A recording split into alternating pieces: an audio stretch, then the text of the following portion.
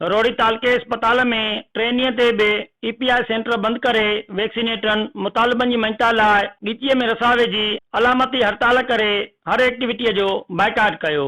असां हे मजबूर थी अलामती जो फाईअ जो ऐलान किया है। असां अॼु गवर्नमेंट ऑफ सिंध के सेक्रेटरी हेल्थ के मोदबाना गुज़ारिश था कयूं त असांजा फौरन असांजा जेके जाइज़ मसाइला आहिनि ॿियनि सूबनि जे बराबरि उहे फौरन हल कया वञनि। हिन महांगे दौर में असां वैक्सीनेटर जेके ॿियनि सूबनि में 9, 12 ऐं 16 ग्रेड ताईं वैक्सीनेटर असां 6 ग्रेड में अपॉइंट थियूं था, 6 में ई रिटायर थियूं था।